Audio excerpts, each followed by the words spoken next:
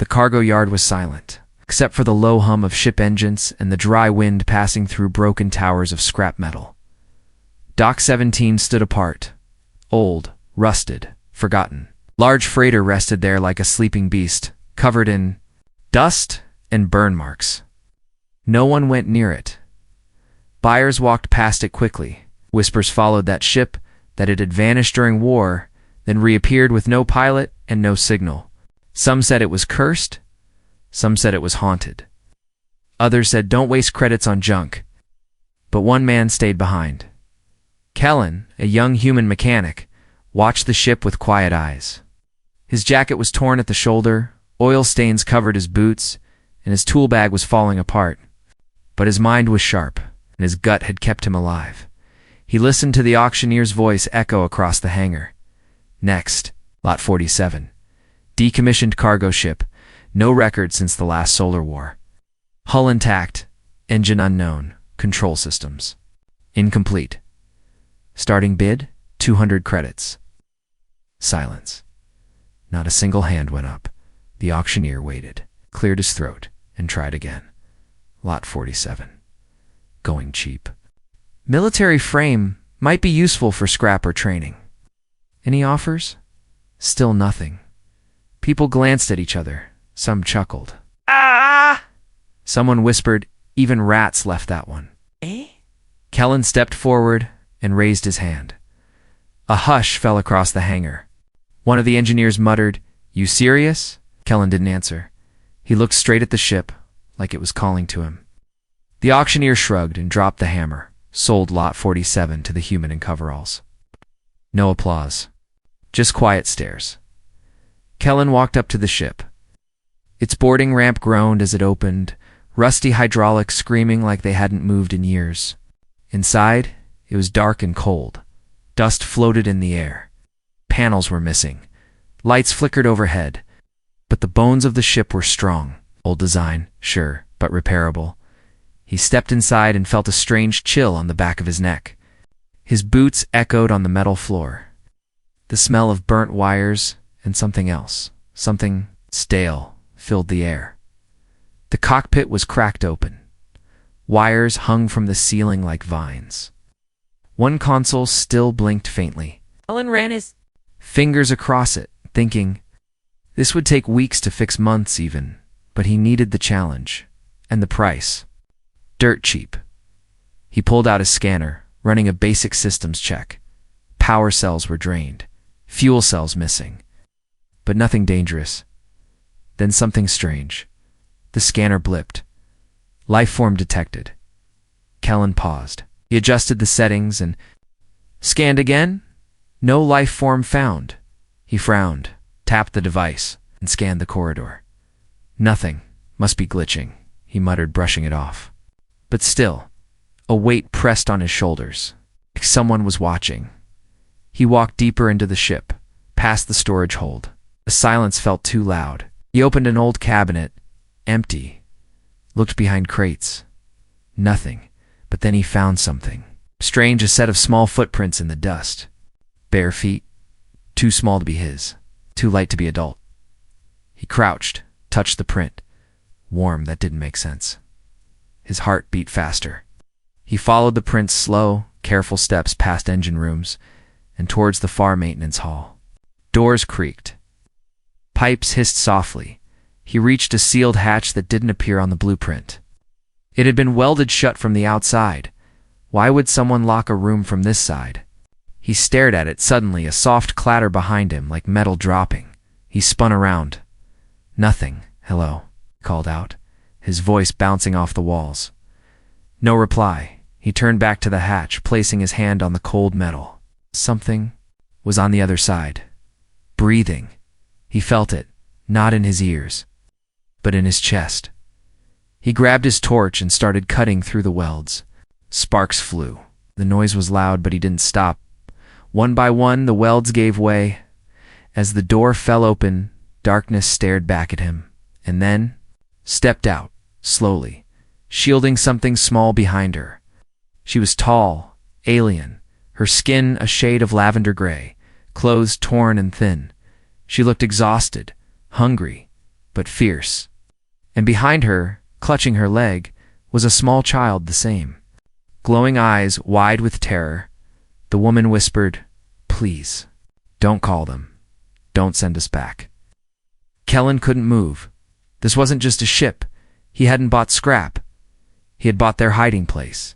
And someone, somewhere, was probably still looking for them. Kellen didn't speak for several seconds. The alien woman stood still, arms wide like a shield, her breath shallow and fast.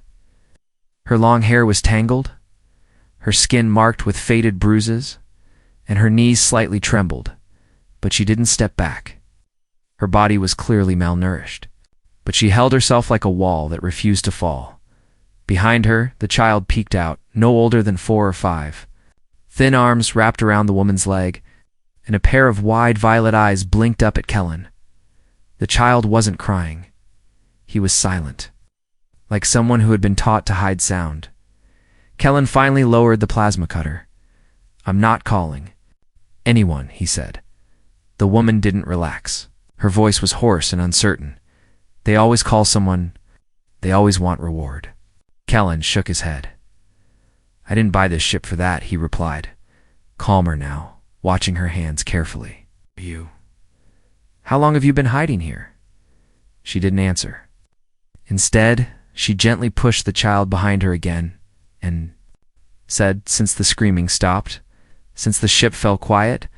He swallowed hard. That meant she had been trapped on board since. It was declared lost. That was nearly 10 months ago. "Wait here," he said quietly, and walked backwards slowly, giving them space. He returned 10 minutes later with a wrapped bar of ration food and a bottle of clean water. He placed them on the floor and stepped back. "I'm Kellen. I don't want anything from you." The woman looked at the food like it might explode. Then she bent down, broke the bar in half, gave the bigger piece to the child without eating herself. Kellen sat across from them on the floor. No weapons, no threats. Just silence. Eventually, she spoke. "My name is Vela." She didn't offer a last name. Maybe she didn't have one anymore. Or maybe it had been taken from her and the boy, Kellen asked. She placed a hand over the child's back, protective. "My son. His name is Kale. He hasn't spoken since." The cages. That word sent a cold rush through Kellen's spine. Cages. Glenn nodded slowly, then pulled her torn shawl tighter across her chest. Her voice was steady, but her eyes were distant. Like she wasn't really in the ship anymore, but somewhere darker. "The ship didn't carry goods," she said. "It carried people. Stolen ones. I was one of them. They took us from ruined colonies. They labeled us non-citizens, so no one would ask questions. Women, children, weak ones." Kellen's fists clenched unconsciously. "I was loaded. Into a crate," she continued. "But during the last jump, the crew started fighting. A bounty ship had followed them. They turned on each other. Caped my hold during the chaos and found this place. Locked it. Stayed hidden," she finally looked at him fully, not just with fear, but with something else. Exhaustion. "Why didn't you report me already?" she asked. "Because I saw your son," Kellen replied. "And because I don't turn in mothers who are trying to survive." Vela looked down like she didn't know whether to believe that. He stood up and looked around the dark compartment. The space was cramped. No ventilation, barely any heat. Just wires, old blankets, and a few empty containers she had reused for water. A broken filtration panel sat in the corner, patched with melted plastic. "You've been breathing recycled dust for months," Kellen muttered. "No wonder he's sick." Vela flinched. "He's not sick. He's coughing even in his sleep. I heard it when I was in the cockpit. Here, if dock security does a full scan, they'll find you. And then it's over." She stood suddenly. "Said you wouldn't turn us in." "I won't," Kellen said, without turning around. "But if we stay here, someone else will." He paused, then looked back. "There's a med kit in my quarters. Food, too. Let's move." Vela didn't follow at first. She stayed still, frozen between fear and hope. Her arms tightened around Kale's shoulders. Then, slowly, step by careful step, She followed Kellen down the hallway. The lights flickered as they passed. Somewhere in the shadows, a ship once meant for trafficking. The Forgotten had begun to feel something it never had before, a reason to keep flying. Kellen opened the narrow door to the crew quarters. It wasn't much. A small cot, a busted terminal, and a wall shelf packed with tools. But it was clean and warm compared to the cold shadows of the hidden compartment. Vela stepped inside slowly, clutching her son close to her chest. She scanned the room like a cornered animal, memorizing every exit, every crack. Cale whimpered once, then hid his face in her neck. Kellen moved carefully. He placed a warm canister of soup on the shelf, then pulled out the medkit. Touched the child, didn't come too close. Instead, he knelt beside the cot and motioned gently. "Let me help. I can check his breathing." Vela hesitated.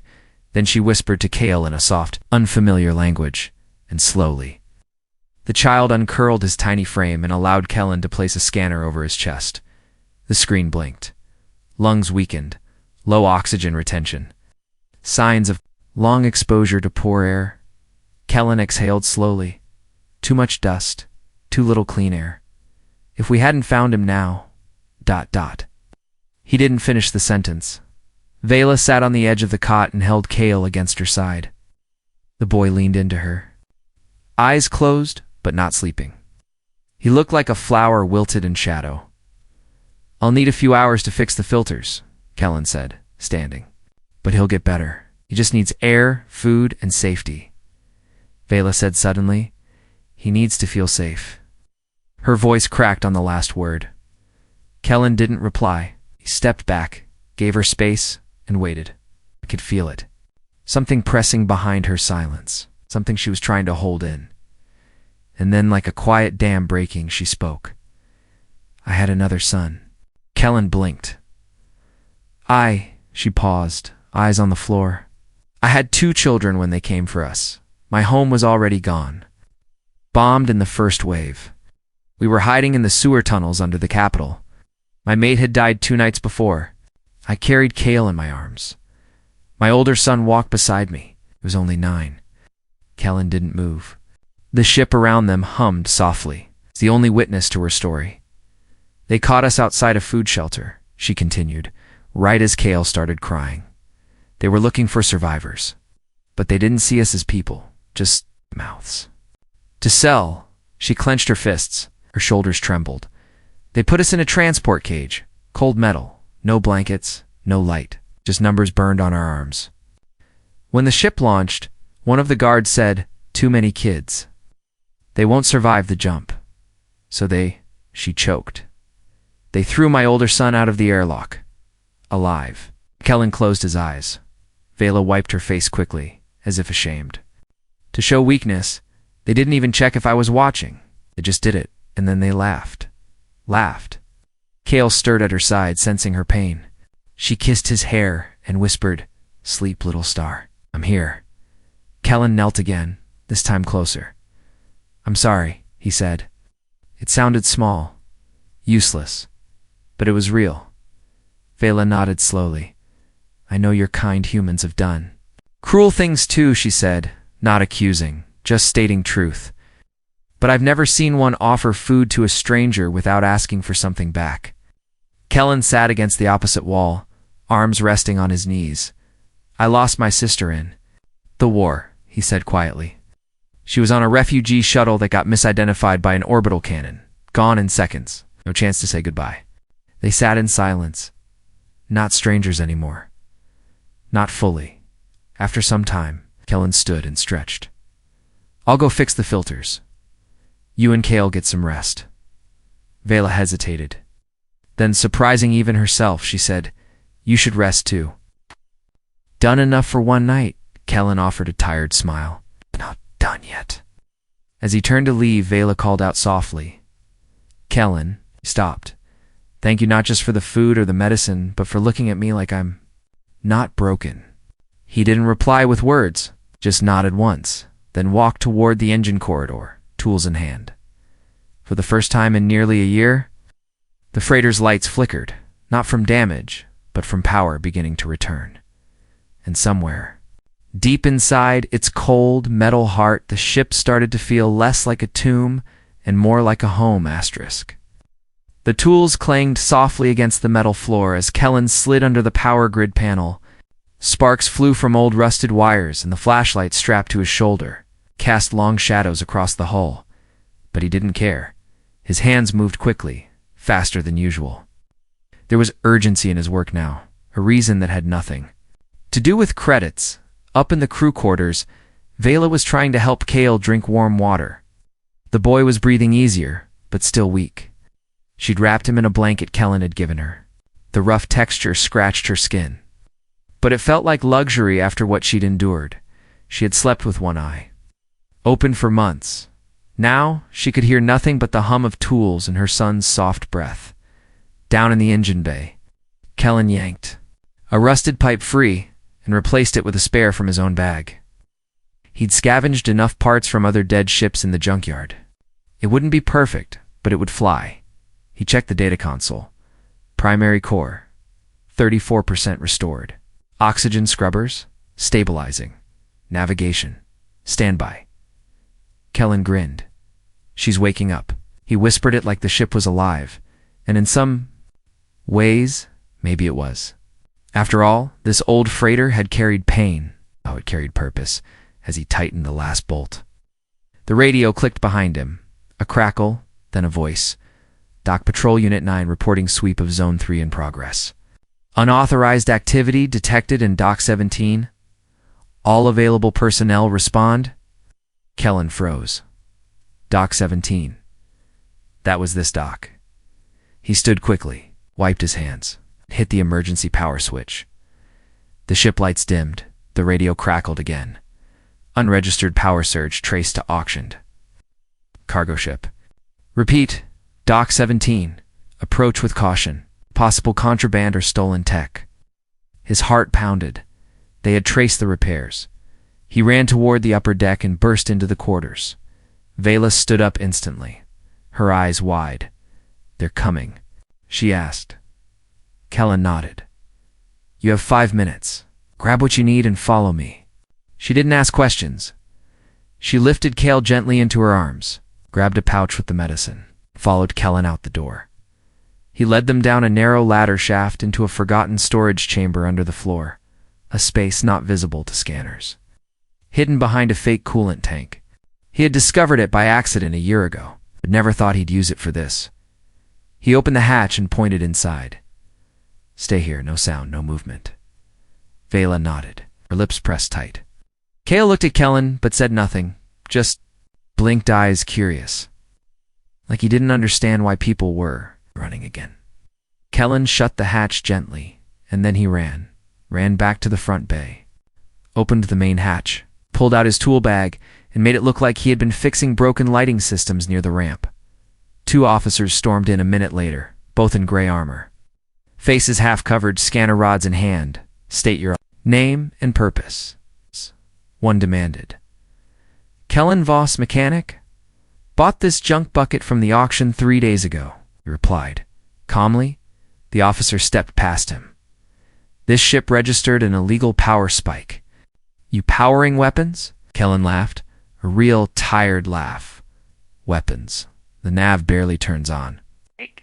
The second officer walked through the hall, his scanner blinking faintly. Kellen felt sweat gather under his collar. Then the scanner beeped. Once the officer paused, scanned again, another faint beep. "Sir," he said. "Trace of bioenergy in lower levels." Kellen stepped forward. "That's me. I dropped a sealed battery pack down the vent 2 hours ago. Still leaking signal. Want me to fish it out?" Officers looked at each other. Then the first one spoke. "Fine, but if we find out you're hiding anything, weapons, fugitives, illegal cargo, you'll be charged." Kellen gave a small smile. Got nothing worth hiding. They stepped outside, muttering something about wasting time on trash heaps. Kellen waited until the sound of boots faded completely. Then he rushed back inside, opened the hidden desert. Vela and Kale sat quietly, unmoving. He reached out his hand. "We're leaving." She looked confused. "You said the ship can't fly?" Kellen smiled. "It didn't. but it will now. She took his hand and climbed out, her son in her arms. The engines rumbled as power surged through them. Warning lights blinked red, not from danger, but from freedom. Kellen sat in the pilot seat and cracked his fingers. "This bucket may be old," he said, "but it still remembers how to run." Vela sat beside him, strapped in, her eyes wide. "You're risking everything." "I know." She looked at him for a long second. "Why?" Kellen glanced at her. "Because you and your son don't belong in the dark. You belong in the sky." And with that, the ship lifted slow, shaky, but rising, leaving Dock 17 behind and leaving.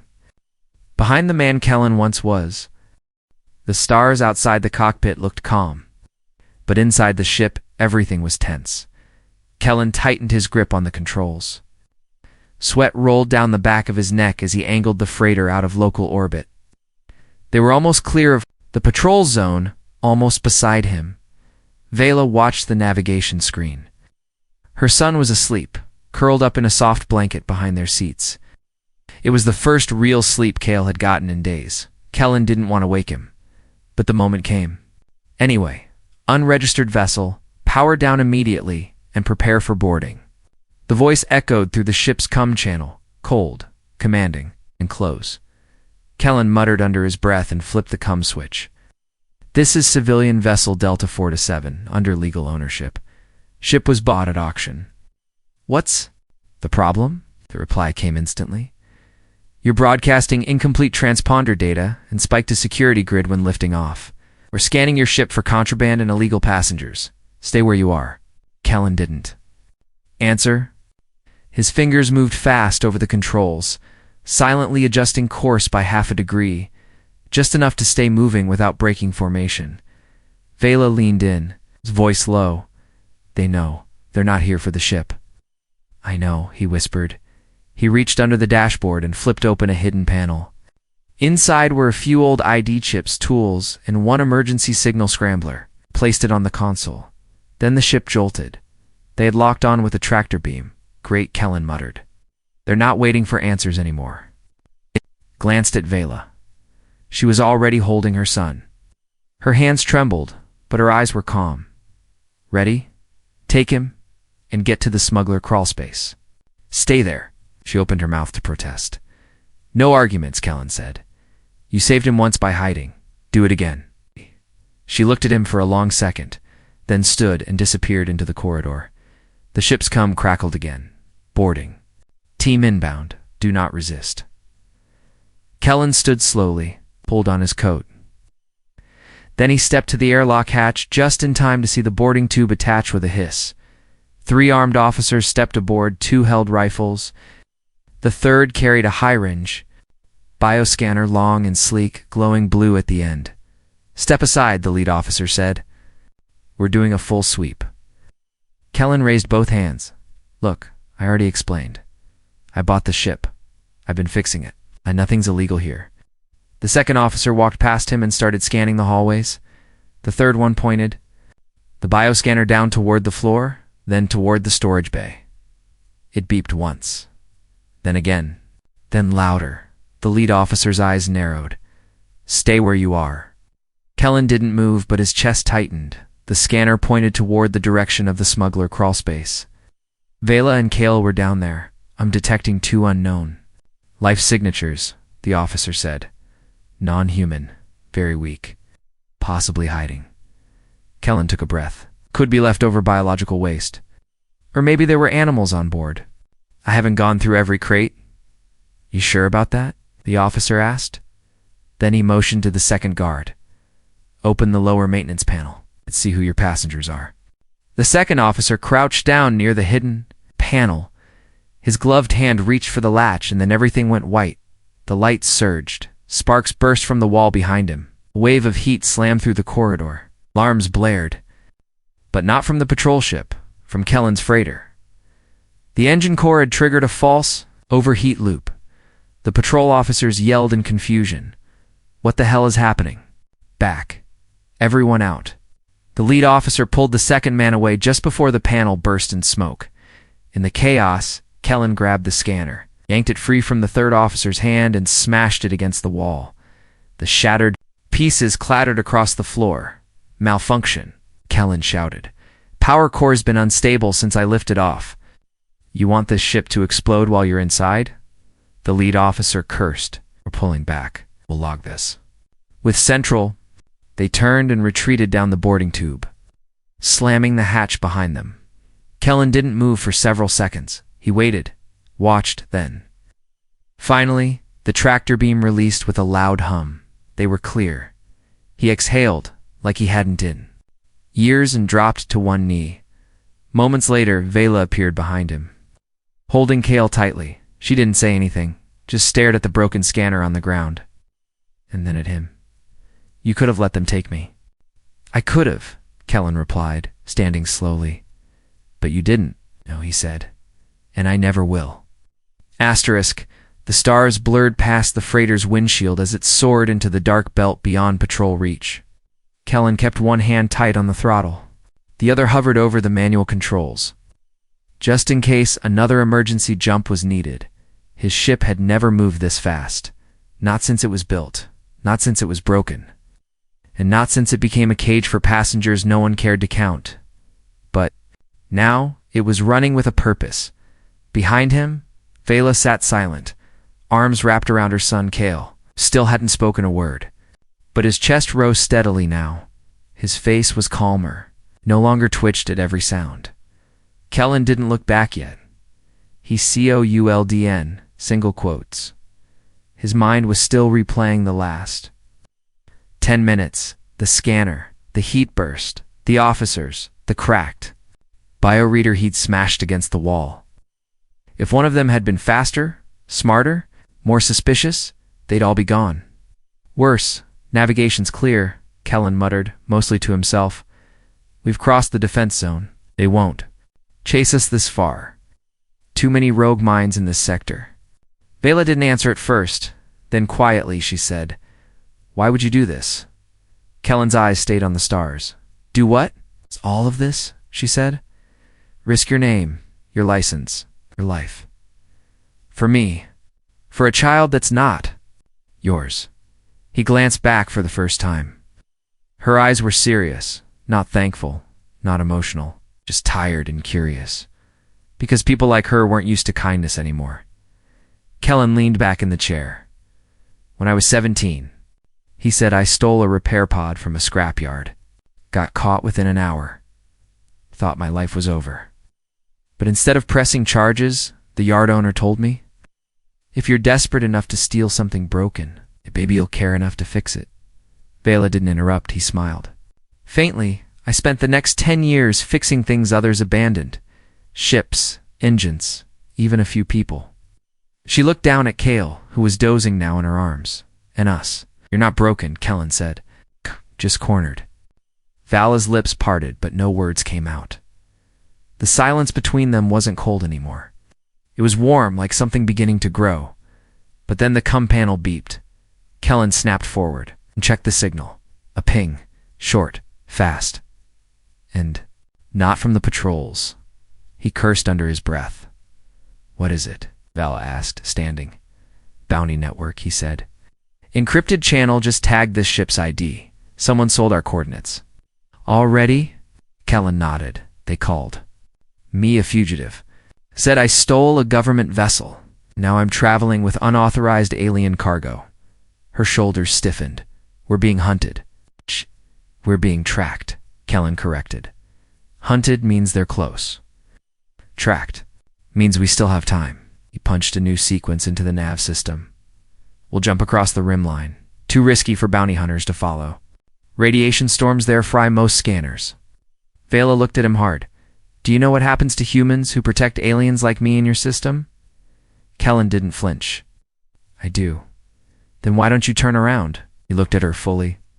"Because you didn't ask to be part of this?" "Neither did he." He nodded toward Cale. "And someone has to stop running. Might as well be me." Vela stared at him for a long time, then slowly, carefully, she sat beside him in the co-pilot seat. Cale remained in her arms, and she adjusted him gently, wrapping the blanket tighter. Kellen turned back to the controls. Next stop, Rimbelt Outpost, Theta. It's old, abandoned, but it has clean water and safe walls. And after that, she asked softly. He paused. Wherever you want, she blinked at that. You're letting me choose? Kellen looked her way. You've had too many choices stolen. You deserve one. That's yours. Bella didn't smile, but her hand rested quietly on the console beside his, not touching, but not far. And in that moment, as the ship burst into the jump lane, streaks of light blinding the glass, Kellen realized something. He wasn't just flying away from a crime. He was flying towards something he hadn't had in years. Belonging. The old outpost sat like a ghost in the middle of nowhere, floating between shattered moons and radiation belts. It had no flag, no welcome signal, and no reason for anyone to go near it, which made it perfect. Kellen guided the freighter into a slow landing inside the cracked hangar bay. The metal groaned under their weight, but held. The moment the engines powered down, silence wrapped around them like a soft blanket.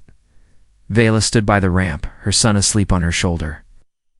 She watched the dust rise from the floor, the fading lights flicker from broken panels above.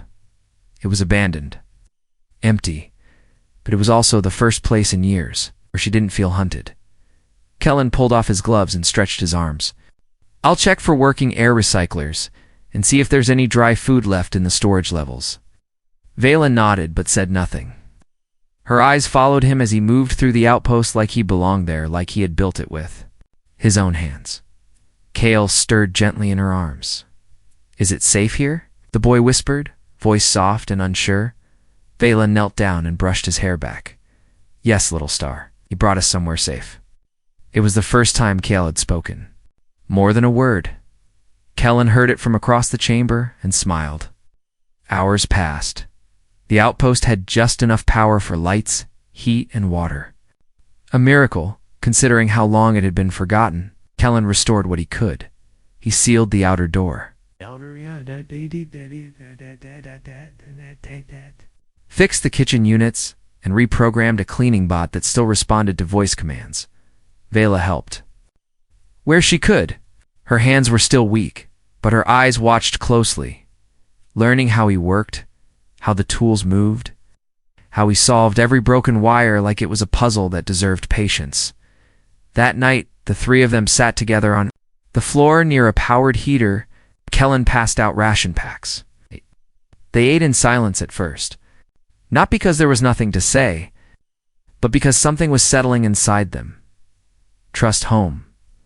Maybe even something more. Kale sat between them, his legs crossed, his eyes fixed on the flickering heater flame. Then, softly, the boy leaned against Kellen's arm and whispered, Are you our new father? Kellen froze. Vela looked stunned. Kale blinked. Mama said my real one died before we got taken, but you brought us food. You fixed our ship. You made her stop crying at night. Kellen looked at Vela, but she didn't look away. She didn't. Stop him. Kellen placed a gentle hand on the boy's shoulder. I'm not replacing him, he said softly. But I can stay, as long as you want me to. Kale smiled and rested his head against Kellen's chest. Vela watched, her hand covering her mouth, not to hide grief, but emotion she hadn't let out in years. That night, for the first time, in a long time, they slept. Weeks passed. They didn't stay hidden forever. News spread. Quietly, a human man had taken in a survivor of the black market raids. An old freighter, once a slaver's tool, had become a symbol of something else. Resistance. Protection. Even hope. Bounty hunters looked for them, but the galaxy had changed. The patrols didn't chase as hard. Some even looked the other way. Others offered silent support, off-the-books fuel, clean IDs, warnings about scanners. The story of the mechanic and the alien mother spread through forgotten systems. And in a small hangar on the edge of nowhere, a boy who once hid in the dark learned how to laugh again. He ran between engine coils, played with bolt drivers, and called the ship hours. One evening, Vela stood beside Kellen as they watched the stars from the open observation deck. Her arms were bare, her skin now healed. her hair brushed clean for the first time in years. Kellen looked at her, quiet. She met his gaze. "Used to believe no one would ever see me as anything more than stolen property," she said. He didn't reply. She reached out and took his hand. "You didn't just save me," she whispered. "You gave me back the part of me I thought they broke forever." He squeezed her hand gently. "You gave it back yourself," he replied. "I just helped you see it." She smiled, slow, real, full of life, and as the ship's engines rumbled in the distance, preparing for their next quiet journey through the stars, the freighter that had once carried chains now carried something stronger, a new beginning. And the man who had once come looking for spare parts had found something he never expected, a family.